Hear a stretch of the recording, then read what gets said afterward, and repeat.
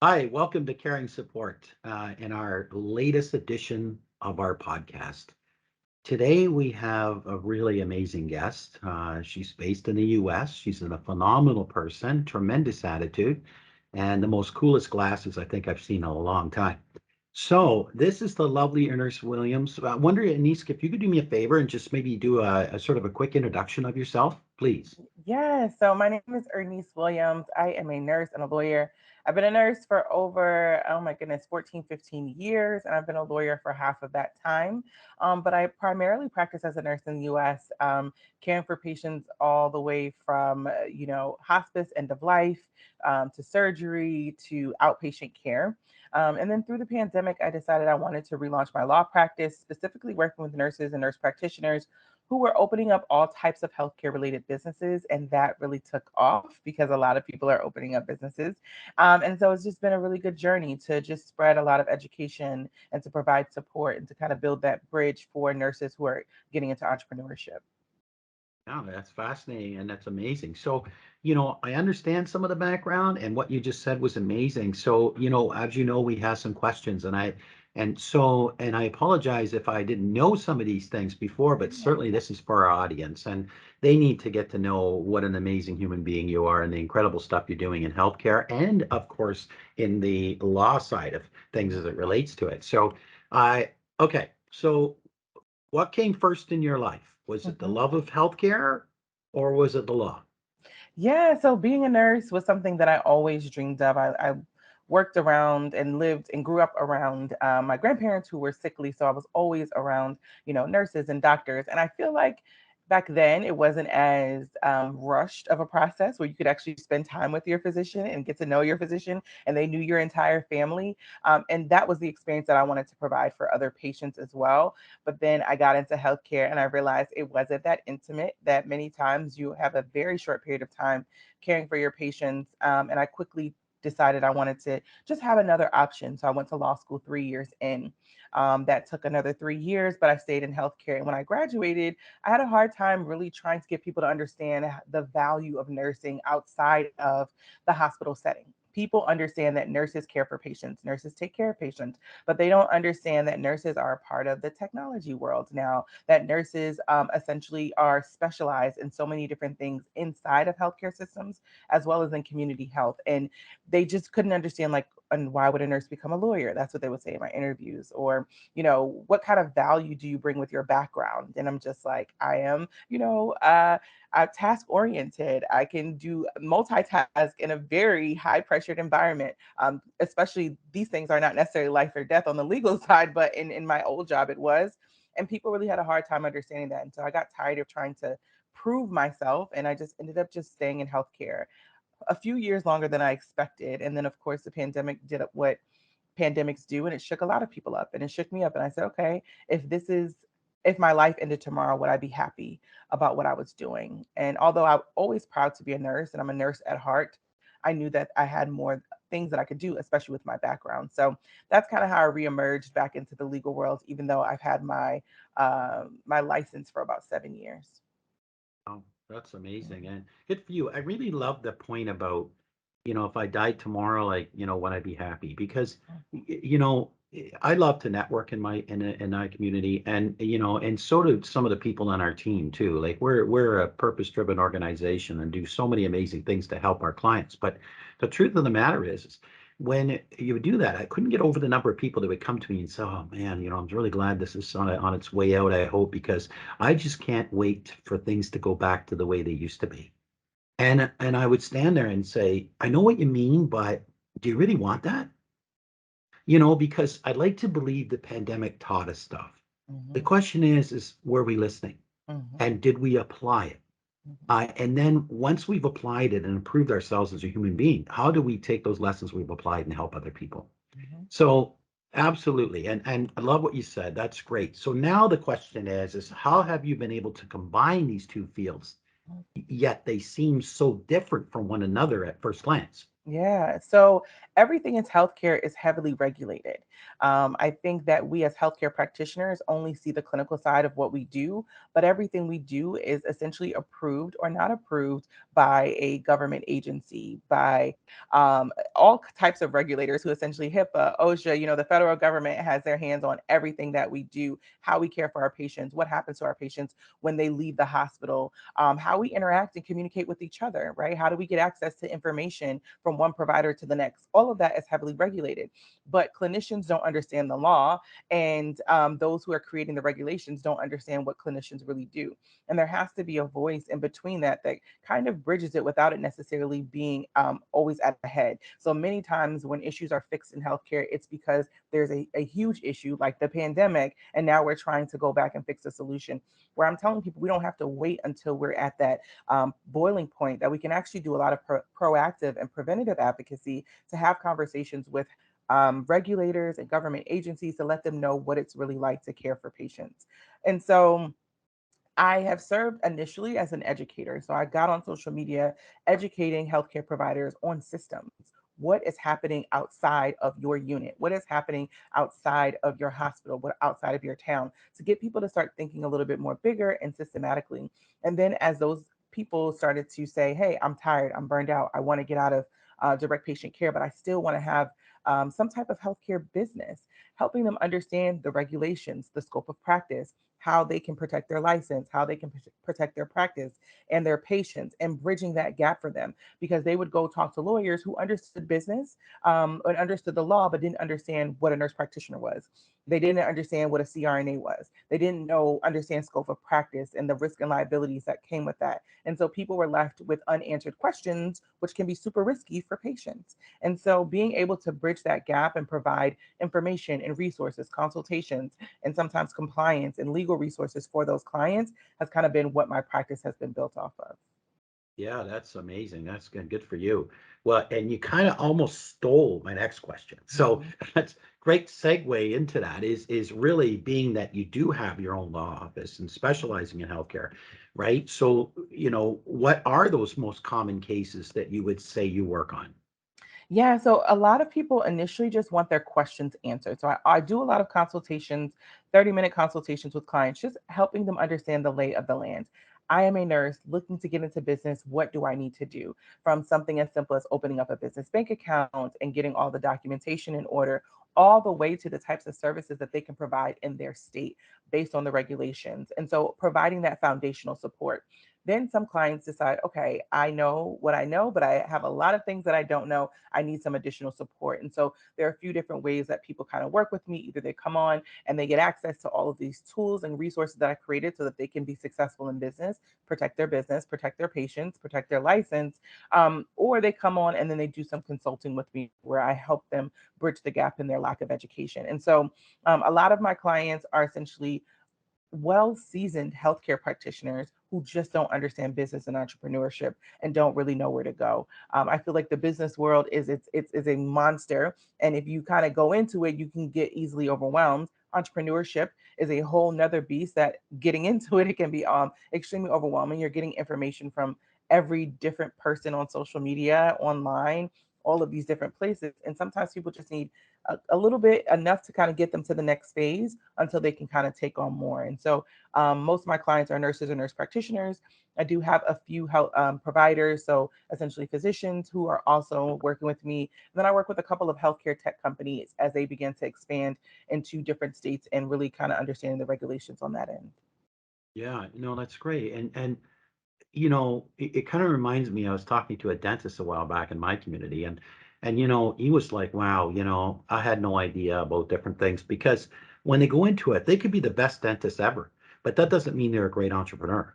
That Mhm. doesn't mean they're a great business person. That doesn't Right. mean that they understand what needs to be done, what needs to be Mhm. done next. And there's Mhm. so much to it. It's not Mhm. just like the law and the policies and everything Mhm. that you have to be mindful. This is where you really come into play, which is Yeah. amazing because that is so critical.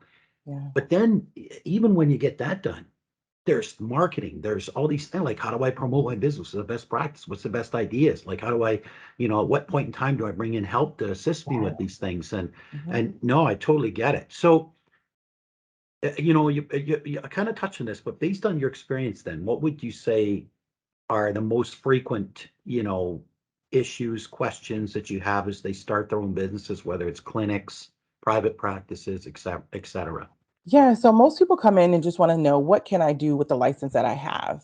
And then for those who are advanced practitioners, so nurse practitioners and physicians, they want to know what they can delegate because they can't do it all on their own. And so they're Right. trying to find the clarity in these quote unquote gray areas that are just not well explained. I feel like here in the US, things can be very murky in areas that are profitable because the more people that get into it, then the less profitable it is for those who are actually in it. And there is just a lot of regulations that may not be necessary or just outdated, but they haven't removed them. And so you still kind of have to adhere to them. And so that's kind of where I come in to provide that clarity. And even if we don't have a specific answer, we then begin to put things in place to make sure that if any issues ever arise, that you kind of have a plan. And then on the other side of that, it is like, when do I bring in marketing? And so we talk about how do you build awareness to your practice? How do you not burn yourself out? If you're leaving a situation where you're already burned out, you're going to get into entrepreneurship and it's going to burn you out as well because it's even more work because you're doing everything versus just collecting a paycheck and showing up 3 days a week. And then we talk about like, what do you know? And then what you don't know. And that's where you hire. I tell my clients knowledge is powerful, but sometimes you can't learn it all. You can't take on all that information. One thing that healthcare providers are not good at is trying to figure out how to make money. Like they're good at what they do, but they don't understand the operational cost that goes into it. And so I'm like, okay, if you're charging this much, how many people do you need to see? If you need to see 700 people to make $10,000, you're not going to be able to make that number ever. And so Right. that's something that's difficult. And I think now in the tech world, it's all about systems, automations, and workflows. Like, Yep. how do you make this as easy as possible so that people can get access to what you have? Yeah, I agree. And sorry, I keep wiping my eye. I think I'm fighting some allergies. Yeah. But it's interesting. It's a very I really like what you said there, and part of that is the fact that I look at it from our business. We created an innovative job match-up platform, Mhm. and its jobs to streamline the whole hiring process. So we have success story of people who have been able to find tremendous talent in such a short period of time, like hiring people in days, sometimes even hours, as opposed to weeks. And so when I say to people now, I want you to think about the costs associated with that, Mhm. the time to hire, Mhm. and when was the last time you looked at your turnover costs? And then usually you get a blank stare because people are like, yeah, I haven't really done that. Well, and then when you really sit down with them and you start thinking about some of these things, like really delineating to them, here's the stuff that transpires, all of a sudden they go, oh my God. They Yeah. realize, because everyone is so caught up in what they're doing. Yes. And they're just, they bang, bang, bang. And every so often, even as hard as it is, but sometimes you got to step back and say, no, Mhm. wait a minute. Am Mhm. I working smarter or I'm just working harder? Yeah. Right. So for us, I know, like for me personally, when wanting to start our own business, and then Joseph, who's our president and CEO and great guy, and we're best friends, and he reached out to me and said, I got this great idea. I'd like to build it with you. And we started bringing other people into, and I was like, you know what? You want to have your own business where you can really run the show, where I can be a great leader. I like to be a great leader. Mhm. I hope I Mhm. am. Mhm. But the truth is, I'm going to lead by example all day. Yeah. I'm going to do all those things that are so important because it's all part of your integrity. And if Mm. everyone's going to believe in you, they need to see that you're willing to do it too. Yes. And the truth is, and you look at the Laura that you've met that helped set up this call, she's Mhm. been unbelievable on our team. We love her so much because she always brings value. She's Mhm. always, ready to be in there and work. But guess what? It is work. And to succeed, you really have to leverage everything that says, okay, if this is going to take too long, why don't I just ask for help? You know what I Mhm. mean? Why Mhm. don't I just leverage the internal team? Why don't we, have that conversation and say, hey, listen, this is kind of a problem. No one's here the people shouldn't be there to judge. They should be Yeah. there to say, how do we help each other? Right. Mhm. Yeah. So now, what's your recommendations Mhm. for healthcare workers that want to go on their own? Because let's be honest, why people don't do most of the things they do is fear. And the fear then starts to manifest itself in the way of excuses like, I'm not smart enough, I'm not good enough, I don't have enough education, I don't have enough money, I don't have enough time. Time Mhm. is what you hear all the time. And Mhm. you hear all these things. So from your point of view, what would you recommend for people to make that step towards entrepreneurship? Yeah, I tell people to go to the library and get some books. Because what I feel that is happening is that everyone's getting their information from social media, which is short form and it's not comprehensive and it's not giving people a long term or long form strategy. So you'll hear someone's strategy that they explain in a 15-second video or a 30-second video or a 5-minute video, but that doesn't really go into all of the details. And I tell people get a book, pick a strategy, use the whole strategy and not just a little piece of it. And if it doesn't work, then pivot. But if you take 1,000 pieces of information and try to put it all together, you're going to find your business in disarray. And I think that's hard for people to actually sit down and go pick up a book and find some time to dig into what it is that they're seeking to do. There's so much quality information about starting a business, about growing a business, scaling a business, finding clients, all of the things that people have questions about, but people don't necessarily want to spend their time doing the research before they take that next step. I see people who are 10,000, 15, $20,000 in, and then they're saying, well, I don't even know how I'm going to get my first customer. And I'm like, well, how did you get this far? How did you spend thousands of $1,000s on training? So I tell people that because once you are confident at the things that you can do and the things that you know, nobody can sell you on something that you don't need. And there are things that you need in business. There are some resources and there's some amazing tools and some amazing projects that are out there essentially helping business owners do it better. But then you can't use every system. You can't use ClickUp and Asana and you can't use it all just because you feel Yeah. like that's what everyone is using to build a better business. And I think that when you have good companies who have good integrity, that's what you're looking for. But when you're rushed, you don't have the time to find that. Yeah, I think what's tied with this is focus. It's really sitting down and saying, okay, I can't be caught up by this side stuff. Like, Yes. let's say that someone is an entrepreneur, say, Hmm. oh, I do this and I do that. Now that Hmm. means I think that's what I should do. Well, you don't Hmm. really know if that's and that might be successful for them, but not for you. You Yes. have to determine what do I need? What am I great at? What is the best way? You know what I mean? And then, like you say, you sit down and you start to devise that. So we don't do enough reading. I love to read. Hmm. Okay. And I tell people, let me ask you something. You could be thousands of dollars in, like you said, Ernice. But I said, if I gave you a book that saved you 5 years of grief and it only cost $30, would that be the best $30 you spent? Yes. Yeah. And they said, well, I don't have time to read. Well, do you think maybe there's an audiobook of it? Do you think it's possible this same person, especially if they're well known, might be on YouTube or someplace Mhm. doing videos? Like, don't give me excuses, man. There's got to be a way that you can get that information the way Yes. that you best assimilate it, that Mhm. you understand it. Maybe Mhm. it's in a power video. Maybe it is an audio book in my car and I'm listening to this while I'm driving. And then all of a Mhm. sudden I go, that's a great idea. Now, okay, so stop or whatever that you got to do. Or next time you're down, obviously don't be writing, Yes. texting, whatever while you're driving. Yes. But and then stop and say, okay, that's a great note. I'm gonna write that down. I'm gonna, you know what I mean? And then, but you know what they can do instead is they can just call you. Yeah. So, Yeah. but okay. So this is kind of my last question, but Yeah. we certainly can talk beyond that. Mhm. Is there anything you would want all healthcare workers that's listening to this podcast to know? Yeah, I always tell people that nurses and even other healthcare providers are amazing business owners. We have all the skills, we operate them in them daily by the tasks that we do, caring for others, thinking about what's most important to other people, figuring out solutions that are cost effective. We are the hackers of the hospital trying to make things work and tie things together for other people. And you can do that in business, but you just have to understand, just shift your perspective. Because instead of necessarily caring for a patient or in the traditional sense, you're caring for them, but you're also taking in a lot of other factors as well. And even when people come to me, I still refer them to books. I'll say, "Hey, you need to read this marketing book. You need to read this because Right, it's right. it's a confidence builder.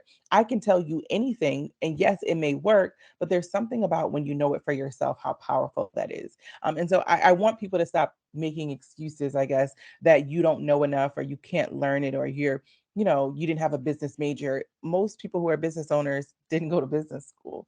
They're essentially people who just had an idea and were gutsy enough to go after it. And so I really encourage people to just try, start small, don't leave your job until you know you have a income that you can essentially replace it.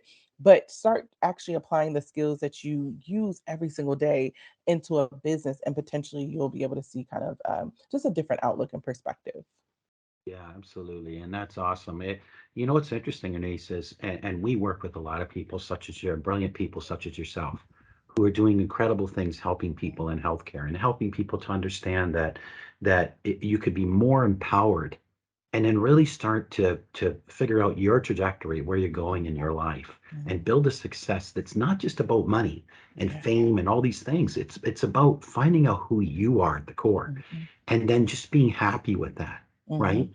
So, like for instance, we deal with this amazing woman that's up in our region of Canada that has an Instagram following approaching 300,000, Mhm. and she's a nurse in a hospital, but she has a business on the side that's done really phenomenally well. And it's all about creating these cool study card things that helps up and coming nurses, because there's so much that's going on. There's so much to learn. Mhm. And she's like, okay, use these study cards to help you as you know what I mean, going along, saying bang, bang, bang, straight to the point, covering the salient points that matter.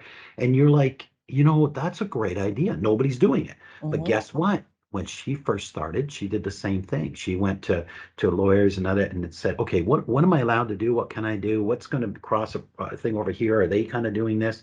It's just for her to understand. I have this idea, and I really need to know if it can really develop into something amazing, and nothing's going to hold me back. Yeah. So she went out and actually did it, and then she built this practice. But you talk to a person like this now, and they're going to tell you, well, yes, it was a lot of work, and no one's ever going to tell you that it's going to be easy. What Mhm. they're going to tell you is it'll be worth it, Yep. right? And Mhm. so, the truth is, Anise, what I love that you're doing is you're straightforward on what you're doing. You know what you're all about. You figured that out on your own, and good for you. And and I think what's really going to be nice is, I'm really looking forward to sharing this with our community, because Yeah. I love to be able to meet these amazing people, and say, hey, have you met the amazing Ernice? Like, Mhm. she's incredible. This is what she's doing. This is why it matters. And Yeah. so let me ask you something. One last thing, okay, before you go. Yeah. Yeah. Yeah, I did you enjoy doing this? I love podcasts. I guess I feel like people pull out different parts of the story every time, so I love it. That's great. And we like capturing your story. So, Yeah. uh, last thoughts Mhm. before I let you go. Mhm. Anything that you want to say to our audience, like maybe about entrepreneurship or whatever, depending on where they are in their healthcare journey? Yeah, so I would say that even if you plan to stay at your job full time, there's still so many options and opportunities to get into entrepreneurship as a side hustle or as something you can do when you retire or just something that essentially fuels your passion. And it doesn't have to be healthcare related.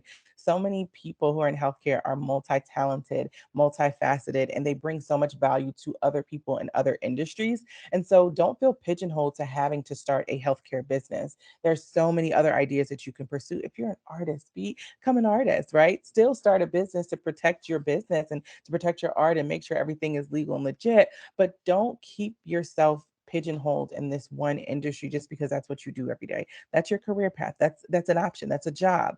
But if you really have other passions, go after it. It's worth it. Like literally I woke up one day and said, if I died of COVID tomorrow, would I be happy? And I said no. And the next day I started back on the mission to fulfilling my own dreams. And I'm so much happier for it. And I definitely want that for as many people as, who wants that for themselves.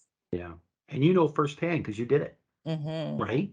And Yeah. that's what's really powerful, because you can really share that personal story and you can prove it to them, and Yeah. they'll see it in your actions. Mhm. And it'll be like, like I leave this, I'm going to be leaving this podcast going, okay, I can learn a lot from Anise.